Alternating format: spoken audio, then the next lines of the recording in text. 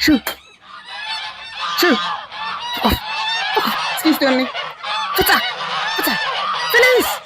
Die verdomde gans is by Watertoring. Hulle het die plek beskei. Ha? Ja, Dominee. Excuse Dominee. Dis nou 7:50, volgens my horlosie. Welkom in Nagrus.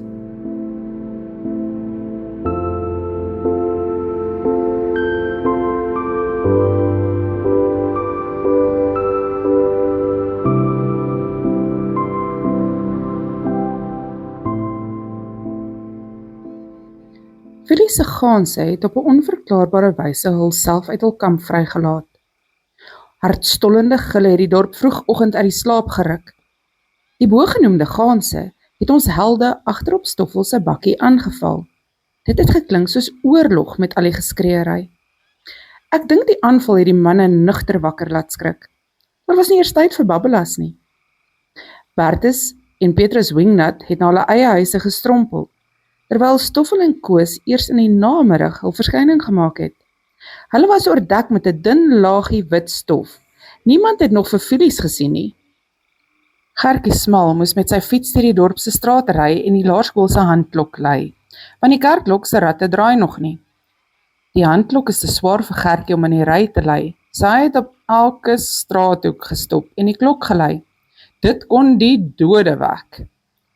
Vanoggend se kerkdiens was ook korter as gewoonlik, met net 4 psalms in plaas van Dominee se geliefde 7 gesange.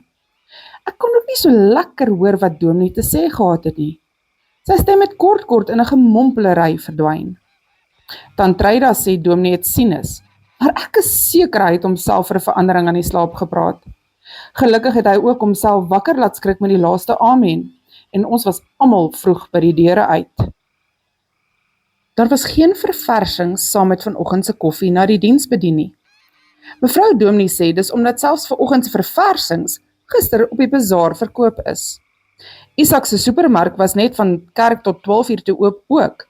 Al is Isak die reserve van die jeugskyspan, was hy ook by die waterkan. Almal, behalwe natuurlik die lede van die besope jeugskyspan, het na kerk gehelp om die laaste van die goeters en gemors van die sportgronde af weg te ry. Selfs die markiestent is afgeslaan en terug op stoor. Die dorp is nog flou na al die aksie van die bazaar en die ongeruimdheid by die waterkan. Maar môre begin 'n nuwe week, as ons net eers Felies se ganse terug op hok kan kry. Lekker slaap almal, 'n soete nagrus.